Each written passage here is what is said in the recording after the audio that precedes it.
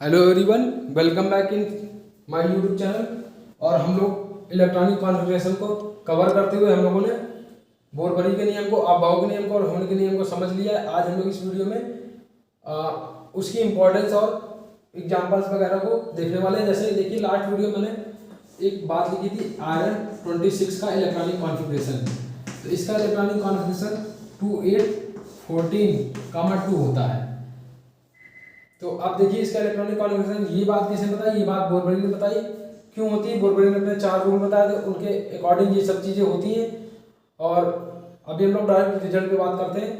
तो उसके बाद देखिए, इसका अगर आप बाहु ने किस तरीके से इलेक्ट्रॉनिक कॉन्फ़िगरेशन बताया, 1s2 2s2 2p6 14 के लिए देखिए 3s2 3p6। ये थर्ड ऑर्बिट है। थर्ड ऑर्बिट में हमारी कितनी सेल होंगी? सब सेल होंगी sp_d, 3 होंगी। 3 तो sp_d, तो यहाँ पर मैं लिख देता हूँ इस तरीके से, आपको समझ आएगा। 3s 3p और 3d इसके पास होंगी। देखिए, ये तो आपको समझ में आ गया। यहाँ पे लिख दीजिए थर्ड में 3s 3p 3d, क्योंकि थर्ड ऑर्बिट है। sp_d इसके पास 3 ऑर्बिट सब सेल होंगी। और इसमें इलेक्ट्रॉन कितने हैं? 14 है। तो सबसे पहले s में 2 चले जाएंगे, p में 6 चले जाएंगे, क्योंकि ऊर्जा के बढ़ते हुए क्रम में इलेक्ट्रॉनों का प्रवेश होता है। ये बात किसने बताई थी? आप बाबू ने बताई थी। तो 2 इलेक्ट्रॉन इसमें चले गए, 6 इसमें चले गए। 6 2 8 इलेक्ट्रॉन हमारे भर गए। अब हमारे इलेक्ट्रॉन यहाँ हैं कितने? 14। इसमें से 8 हमारे भर गए एस और पी में। तो अब बचे कितने? 14 में से 8 माइनस करेंगे तो 6 इलेक्ट्रॉन हमारे बचे। तो 6 इलेक्ट्रॉन हमारे इसमें आ जाएंगे थर्ड ऑर्बिट। उसके बाद ये थर्ड ऑर्बिट हो गई। थर्ड ऑर्बिट के बाद ये फोर्थ ऑर्बिट है। फोर्थ में सबसे पहले क्या होगा? एस होगा। और इलेक्ट्रॉन कितने हैं? 2, तो 4s2। इसका इलेक्ट्रॉनिक कॉन्फ़िगरेशन हो गया। तो इसी तरीके से आयरन का हो गया। तो अब इसका हम लोग हुंड के नियम से क्या करते हैं? हुंड के नियम से हम लोग इसका इलेक्ट्रॉनिक कॉन्फ़िगरेशन करते हैं। तो ये 1s2, अब देखिए बार बार लिखूंगा नहीं, ये 1s2 है तो 1 2 इलेक्ट्रॉन भर गए। 2s2 में 2 इलेक्ट्रॉन भर गए, एक क्लॉकवाइज एक एंटी क्लॉकवाइज। 2p6 में देखिए, भरने का तरीका आप भी यही यूज करिएगा जो मैं कर रहा हूँ। मैं ये नहीं कर रहा हूँ, आप बार बार नोटिस करिए। मैं ये नहीं कर रहा हूँ कि इसमें भी भर दिया, इसमें क्लॉकवाइज। समय नहीं बचाना है आपको, पहले क्लॉकवाइज ही भरना है, फिर एंटी क्लॉकवाइज भरना है, फिर 3s है। तो अब इसमें ऑर्बिट ही एक है, एक ही कक्षा एक ही क्लास है, तो उसमें तो भरना ही पड़ेगा। और 3p6 के लिए 3 ऑर्बिट है। तो first second third fourth fifth 6 electron इस तरीके से जाएंगे। इसका नाम क्या है? 3p6। तो आप चाहिए सबका नाम लिख लीजिए। ये 3s2 है, ये 2p6 है ये वाली, और ये 2s2 है ये वाली, और ये 1s2 है। अब हमारी 3p6 हो गई। अब हमें 3d10 ये वाली ऑर्बिट में भरना है। 3d6 है लेकिन 10 नहीं है। तो d के पास कितनी क्लासें होती हैं? 5 होती है। 5 क्लासें बनेंगी पूरी। इलेक्ट्रॉन कितने? 6। तो first second third fourth fifth, 6ठा इलेक्ट्रॉन यहाँ पे आएगा। बाकी की खाली रहेंगी क्लासें, यही आपको समझना है। बाकी की खाली रहेंगी। किसी से गलती से भी 6ठा यहाँ पे मत भर दीजिएगा, गड़बड़ हो जाएगा। या फिर ये भी मत करिएगा 1 2 इस तरीके से मत गिनिएगा 1 2 3 4 5 6, ये गलत है गिनने का तरीका ये 1 2 3 4 5 और 6 कौन सा है? ये वाला है, इसकी नंबरिंग। और फिर 4s2 क्लॉकवाइज एंटी क्लॉकवाइज। तो ये हुंड के नियम से ये भर गया। तो आप ये समझिए, आयरन 26 का जो है उसके 19वें इलेक्ट्रॉन का, आयरन 26 जो है उसके 19वें इलेक्ट्रॉन का मतलब आयरन का एक परमाणु में 26 इलेक्ट्रॉन होंगे। तो उसके 19वें इलेक्ट्रॉन का रोटेशन बताइए आप, क्लॉकवाइज होगा कि एंटी क्लॉकवाइज होगा? तो 26वां का 19वें इलेक्ट्रॉन का तो गिनते हैं 1 2 3 4 5 6 7 8 9 10 11 12 13 14 15। गड़बड़ गिन दिया मैंने, यही मैं आपको बता रहा हूँ, आप भी गड़बड़ गिन दोगे। फिर से देखिए 1 2 3 4 5 6 7 8 9 10, ये गड़बड़ है गिनना। इस तरीके से नहीं गिनना है। गिनना कैसे? यही कह रहा हूँ कि आप ध्यान दीजिए। 1 2 3 4 5 6 7, अब 8 9 10 11 12 13 14 15 16 17 18 के बाद 19 का साइड किधर आ रहा है? ऊपर की तरफ, ये क्लॉकवाइज रोटेट हो रहा है। और 20वां भी क्लॉकवाइज हो रहा है। 21वां क्लॉकवाइज, 22वां क्लॉकवाइज, 23वां क्लॉकवाइज। 24वां एंटी क्लॉकवाइज हो रहा है। ये समझिए इसका स्थान कौन सा है, ये 24वां इलेक्ट्रॉन है हमारा। तो अगर आयरन Fe 26 के अगर 24वें इलेक्ट्रॉन का रोटेशन बताना है तो क्या होगा, s -½ से दिखाएंगे। इसका रिप्रेजेंटेशन है। हर जगह आप इस तरीके से नहीं करके आओगे, इसको एंटी क्लॉकवाइज को इस तरीके से दिखाया जाता है। s क्या है, एक क्वांटम नंबर है। ये जब हम लोग अभी क्वांटम नंबर, अब आप क्वांटम नंबर आपको सब आ गया है, आप ही समझिए क्वांटम नंबर आप सीख गए हो, बस आपको बताना है, बस अवगत कराना है कि ये चीज़ क्वांटम नंबर ही है। तो आप समझिए, इसीलिए आपको आसानी सब चीज़ें समझ में आती रहेंगी। तो ये समझिए इसका रिप्रेजेंटेशन अगर एंटी क्लॉकवाइज है तो एंटी क्लॉकवाइज को ये नीचे की तरफ वाला जो रिप्रेजेंटेशन है उसको इस तरीके से करते हैं। और जब कक्षाओं में शो करना होगा तो उसको इस तरीके से शो करेंगे। जब आंसर में शो करना होगा तो s -½ लिख सकते हो, या फिर आप एंटी क्लॉकवाइज भी लिख सकते हो, एंटी क्लॉकवाइज। तो मेरे हिसाब से तो आपको s ब्लॉक और p ब्लॉक के एलिमेंट्स का इलेक्ट्रॉनिक कॉन्फ़िगरेशन आता ही है। तो फिर अभी आपके लिए मैं होमवर्क दे रहा हूँ, ये आपको तुरंत करना है। जो 118वां हमारा एलिमेंट है उसका आपको बोरबरी से इलेक्ट्रॉनिक कॉन्फ़िगरेशन करिए, आप बाहू से करिए, उसके बाद हुंड के नियम से इलेक्ट्रॉनिक कॉन्फ़िगरेशन करिए, फिर उसके क्वेश्चन समझिए, क्वेश्चन जरूर करना है। अगर आप क्वेश्चन नहीं करेंगे आपको समझ में नहीं आएगा। फिर उसके 55वें इलेक्ट्रॉन और 68वें इलेक्ट्रॉन और 96वें इलेक्ट्रॉन की रोटेशन बतानी है आपको, क्लॉकवाइज है कि एंटी क्लॉकवाइज। आपको ये होमवर्क आपको करना है, नोट कर लीजिए। और आप ये नहीं बोल सकते कि इसे मुझे बोरबरी के नियम से नहीं इसका इलेक्ट्रॉनिक कॉन्फ़िगरेशन पता, या आप बाहू से नहीं पता, या हुंड से नहीं पता, क्योंकि वीडियो हमारे काफ़ी बड़े हो जा रहे हैं। वो इसी वजह से हो जा रहे हैं क्योंकि डिटेल में जब चीज़ें हम लोग समझेंगे तो हर एक चीज़ को तो समय लगेगा। और उस समय तो लग गया, कोई दिक्कत नहीं, लेकिन उस समय का आउटपुट तब मिलेगा जब आप भी मेहनत करोगे। अगर मुझे बनाने में अगर 30 मिनट का, अगर 32 मिनट का वीडियो अगर लग जा रहा है तो आप समझिए, आप अगर मेहनत उस पर अगर कम से कम घंटे 1.5 घंटे की नहीं करोगे तो वो उसका कोई रिजल्ट नहीं आना है। तो सबसे पहले आप इसको नोट कर लीजिए, फिर उसके बाद हम लोग आगे देखते हैं।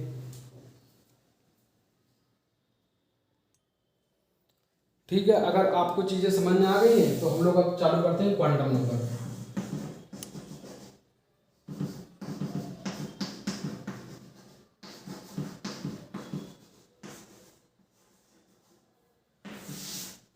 क्वांटम नंबर देखिए, इस वीडियो में हम लोग क्वांटम नंबर को समझेंगे क्योंकि हमें समझ में सब कुछ आ गया है। बस मैं आपको अवगत करा दूंगा कि ये क्वांटम नंबर होती हैं, और इसको जो इसके नोट्स हैं वो हम लोग अगले वीडियो में नोट कर लेंगे। ठीक है, पहले हम लोग समझने पे ध्यान देते हैं। तो हमारी क्वांटम नंबर कितनी होती है, 4 होती है, फर्स्ट, सेकेंड, थर्ड और फोर्थ। फर्स्ट क्वांटम नंबर को बोलते हैं प्रिंसिपल क्वांटम नंबर। आप जितना आप मैं बोल रहा हूँ अगर नोट कर पाओ तो नोट कर लीजिएगा, उसको एन से रिप्रेजेंट करते हैं। पहली क्वांटम नंबर को प्रिंसिपल क्वांटम नंबर बोलते हैं, उसे एन से डिनोट करते हैं। सेकंड को एजीमुथल क्वांटम नंबर बोलते हैं, इसे एल से डिनोट करते हैं। और थर्ड क्वांटम नंबर को मैग्नेटिक क्वांटम नंबर बोलते हैं, जिसे एम से डिनोट करते हैं। चौथी क्वांटम नंबर को एस से डिनोट करते हैं, जिसे स्पिन क्वांटम नंबर बोलते हैं। जो एस इक्वल टू -½ दिखाया था आपको, तो एस इक्वल टू +½ क्या शो करता है, क्लॉकवाइज को बताता है। अगर रोटेशन क्लॉकवाइज है किसी का तो उसको एस इक्वल टू +½ से दिखाते हैं। अगर रोटेशन एंटी क्लॉकवाइज तो एस इक्वल टू -½ से एंटी क्लॉकवाइज को दिखाते हैं। तो इस रोटेशन को अगर आप बता ले रहे हो, जो कि हम लोग अभी सीख चुके हैं, तो आप चौथी क्वांटम नंबर निकाल ले रहे हो किसी भी, जैसे आयरन के 24वें इलेक्ट्रॉन की हम लोगों ने क्वांटम संख्या निकाली थी, स्पिन रोटेशन निकाला था, वो एंटी क्लॉकवाइज आया था। तो अगर वो आप निकाल ले रहे हो, आयरन का निकाल ले रहे हो, कॉपर के अगर जैसे 26वें इलेक्ट्रॉन की चौथी क्वांटम संख्या, मतलब उसका रोटेशन अगर आप बता ले रहे हो तो आपको चौथी क्वांटम संख्या निकालना आ गया है। तो अभी आपको क्या सीखना है, एन, एल, एम, ये सीखना है। तो एन क्या होती है, प्रिंसिपल क्वांटम नंबर होती है। प्रिंसिपल क्वांटम नंबर का मतलब क्या होता है आप समझिए। आप ये हमारा न्यूक्लियस है, ये ऑर्बिट्स है, फर्स्ट, सेकेंड, थर्ड, फोर्थ, इसको बोलते हैं के, एल, एम, एन, या फिर ये पहली कक्षा का, ये दूसरी कक्षा का, ये तीसरी कक्षा का, ये चौथी कक्षा का, तो यही हमारी n होती है। पहली कक्षा के लिए n 1 होता है, दूसरी कक्षा के लिए n 2 होता है, तीसरी कक्षा के लिए n 3 होता है, चौथी कक्षा के लिए n 4 होता है। अब बस यही हमारी प्रिंसिपल क्वांटम नंबर है। मतलब 1s 2s 3s 4s। तो इसके लिए n की वैल्यू कितनी होगी 1, इसके लिए n की वैल्यू 2, इसके लिए n की वैल्यू 3, इसके लिए n की वैल्यू 4। मतलब ये है तो s उपकोष, लेकिन किस ऑर्बिट में, चौथी ऑर्बिट में। तो मेन ऑर्बिट कौन सी उसकी, चौथी है। तो ये s उपकोष, लेकिन है किस ऑर्बिट में, तीसरी ऑर्बिट में। मेन उसकी ऑर्बिट कौन सी है, तीसरी ऑर्बिट। और उसी मेन ऑर्बिट को ये क्या बोलते हैं, प्रिंसिपल क्वांटम नंबर, जिसको n से डिफाइन करते हैं। अब जैसे कहीं पर अगर मैं बोल दूं सोडियम के, अब देखिए n आपको पता चल गया, s आपको पता चल गया किस तरीके से निकालते हैं। अगर बोल दूं सोडियम के 9वें इलेक्ट्रॉन की प्रिंसिपल क्वांटम नंबर और स्पिन क्वांटम नंबर को बताइए, तो सोडियम 11 के 9वें इलेक्ट्रॉन की, कौन से 9वें इलेक्ट्रॉन की, कौन कौन सी क्वांटम नंबर, फर्स्ट और फोर्थ, ये दो 9वें इलेक्ट्रॉन की। तो 9वां कहाँ पे, ये 1s2 2s2 2p6 और 3s1। कौन से करा, clockwise anti clockwise, clockwise anti clockwise 2s2 के लिए, 2p6 के लिए,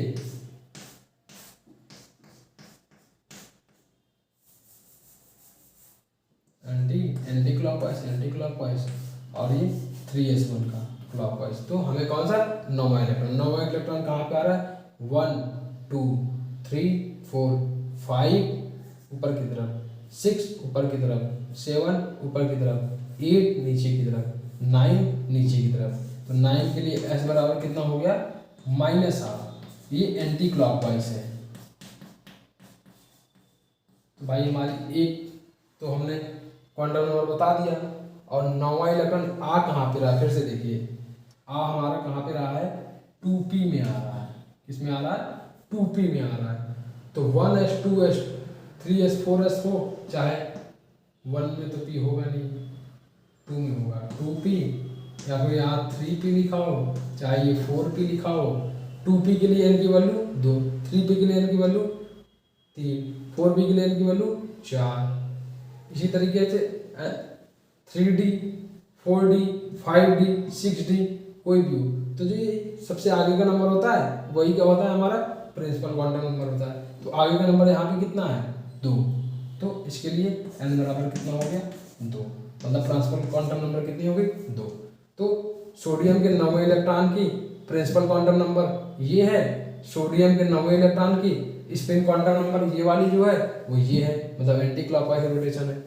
फिर से एक बार चेक कर लीजिए, 1 2 3 4 5 6 7 8 9, ठीक है, 4 3 7 और 2 9, ये इस जगह पे आ रहा है। 9वां इलेक्ट्रॉन हमारा आ कहाँ पर रहा है, 9वां इलेक्ट्रॉन हमारा यहाँ पे आ रहा है, ये इसमें है। तो देखिए वो नीचे की तरफ एक तो उसका रोटेशन है, और वो किस और ये पूरा इसका क्या नाम है, 2p नाम है। तो ये जो पॉइंट नंबर है, मतलब इसकी मेन ऑर्बिट कौन सी है, 2। तो मेन ऑर्बिट 2 है, वही उसकी प्रिंसिपल क्वांटम नंबर होती है। अच्छा, इसमें आ रहा है तो इसका भी कोई रूल है क्या, हाँ रूल है। उसी से हम लोग क्या निकालेंगे, मैग्नेटिक क्वांटम नंबर निकालेंगे। तो इसको आप पहले नोट करिए, फिर हम लोग मैग्नेटिक को भी सीख लेते हैं। नोट करिए आप।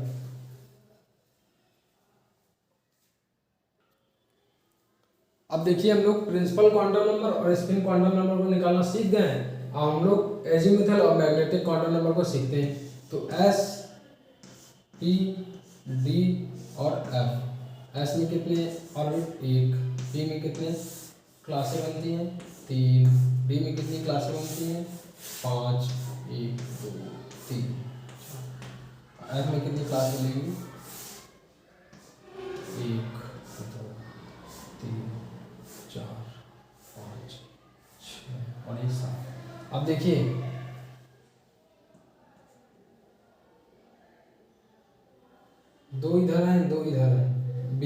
जाएगा 0, 3 इधर है, 3 इधर है, बीच में आ जाएगा 0, यहाँ पे 0 आएगा, यहाँ पे 0 आएगा। ठीक है, 0 को इस तरफ बढ़ेंगे तो +1, 0 को इस तरफ आएंगे तो -1। इस तरीके से आप लिख दीजिए, ये +1, ये +2, और ये -1 और ये -2, और ये 0 के इधर गए तो +1 +2 +3 -1 -2 -3।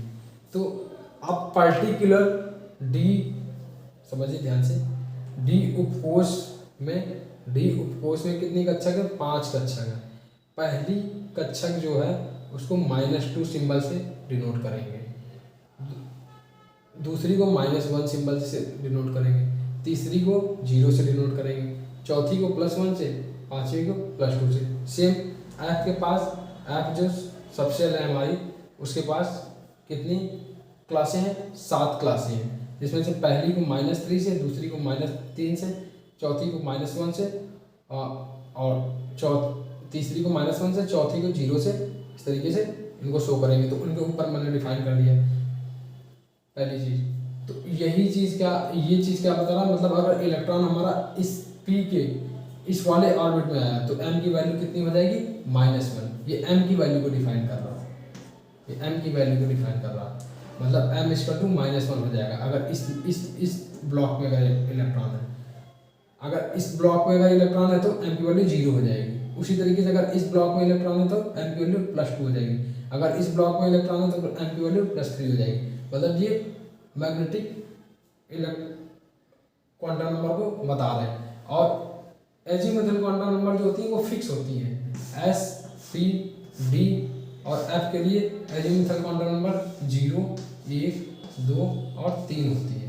मतलब अगर s सबसेल में अगर इलेक्ट्रॉन जा रहा है तो एजीमुथल नंबर उसके लिए 0 हो जाएगी, p के लिए एजीमुथल नंबर 1 हो जाएगी, d के लिए एजीमुथल नंबर 2 हो जाएगी, f के लिए एजीमुथल नंबर 3 हो जाएगी। मतलब ये जो है ये द्विगंशी क्वांटम संख्याओं को बता रहे हैं, मतलब ये एजीमुथल क्वांटम नंबर को ये नंबर बता रहे हैं। और ये नंबर डिपेंड किस पे करते हैं? ये s के लिए 0, p के लिए 1, d के लिए 2, f के लिए 3। और ये जो नंबर इसके ऊपर मैंने लिखे हैं ये मैग्नेटिक क्वांटम नंबर को बता रहे हैं। अब कि अगर इस वाले में अगर इलेक्ट्रॉन है तो m की वैल्यू -3 हो जाएगी, इसमें है तो -2 हो जाएगी, इस वाले ब्लॉक में है तो -1 हो जाएगी। अब सोडियम 11 जो था जिसका 2,8,1 का 9वें इलेक्ट्रॉन का हम लोग इलेक्ट्रॉन चारों क्वांटम नंबर के मान बताते हैं। तो देखिए 9वां इलेक्ट्रॉन हमारा कहाँ पे आ रहा है? 2 और ये 8, 10 इसमें आएगा। तो हमें अब सबके इलेक्ट्रॉनिक कॉन्फ़िगरेशन नहीं करने, हमें सिर्फ इसका करना है। तो इसका कितना होता है? 2s2 और 2p6। तो देखिए 2, 2, 4 तो इसी में चले गए। तो जो 9वां इलेक्ट्रॉन हमें मिलेगा वो 2p6 में मिलेगा। तो यहाँ पर मैंने लिखा 2p6। ध्यान से समझिए, 9वें इलेक्ट्रॉन की चारों क्वांटम संख्याओं के मान हमें लिखने हैं n, l, m और s के लिए। LLMS का मान लिखना है। कौन से? 9वें इलेक्ट्रॉन का, सोडियम के। तो वो 9वां इलेक्ट्रॉन हमारा मिल कहाँ पर है? 2p6 से मिला है, इसलिए 2p6 का ही सिर्फ मैं डायग्राम बनाऊंगा। तो इसमें कितने क्लास होंगे? 3। बीच वाला 0, ये देखिए बीच वाला 0, ये -1 और ये +1। अगर मेरा इलेक्ट्रॉन 9वां इसमें आता है तो m का मान कितना हो जाएगा? 0 हो जाएगा। तो देख लेते हैं। तो 2, 2, 4 इलेक्ट्रॉन हमारे भर गए, 5, 6, 7, 8 और ये 9। तो 9वां इलेक्ट्रॉन हमारा किस में आ रहा है? इसमें आ रहा है, और 10वां इलेक्ट्रॉन इसमें आ रहा है। लेकिन हमें 9वां इलेक्ट्रॉन चाहिए। 9वां इलेक्ट्रॉन हमारा कौन सा है? ये है जो नीचे की तरफ जिसकी डायरेक्शन है। तो नीचे की तरफ डायरेक्शन हमने भेजा s = आप इसको कर दीजिए अगर समझ पा रहे हो, बाकी मैं बोल ही रहा हूँ, ये आ रहे हैं। और उसके बाद इसके लिए ये इसका ऊपर कितना लिखा हुआ है? m = 0। तो इसके लिए m की वैल्यू कितनी हो गई? 0। और ये है क्या? 2p, p है ना, p के लिए l की वैल्यू कितनी है? 1। तो यहाँ पर 1 आ जाएगा। और है कितना? 2p में ये जो 2 है वो किसको बताएगा? वो प्रिंसिपल क्वांटम नंबर n को बताएगा। तो n = कितना हो गया? 2। तो 9वें इलेक्ट्रॉन की चारों क्वांटम संख्याओं के मान ये हो गए। n equal to 2, l equal to 1, m equal to 0, s equal to -12 और यहाँ आप चाहो तो एंटी क्लॉकवाइज भी लिख दो आगे, एंटी क्लॉकवाइज। ठीक है, तो अब देखिए ये चारों क्वांटम संख्याओं को आप निकालना तभी जान पा रहे हो जब आपको बोरबरी का नियम, आप बाहु का नियम और हुंड का नियम सब पता है, तो आपको इसको सीखने में ज़्यादा समय नहीं लगा। तो ये समझिए आप अब पर्टिकुलर कितनी ज़्यादा इंफॉर्मेशन ले पा रहे हो, क्वांटम नंबर की इंपॉर्टेंस क्या है। अब क्वांटम नंबर को और डिटेल में हम लोग और उसको थ्योरेटिकल फॉर्म को अपने नेक्स्ट वीडियो में नोट कर लेंगे। और मैं आपसे उम्मीद करता हूँ कि आप कम से कम आप होमवर्क ही नोट करिए, क्योंकि आप क्वेश्चन करोगे नहीं। आप लिखिए आयरन 26 लिखिए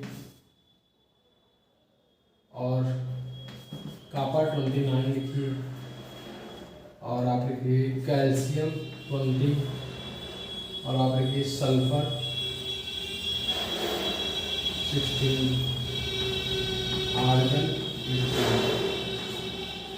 iron 26, copper 29, calcium 20, sulphur 16, argon 18। आप क्वेश्चन नोट करते जाइएगा। आयरन 26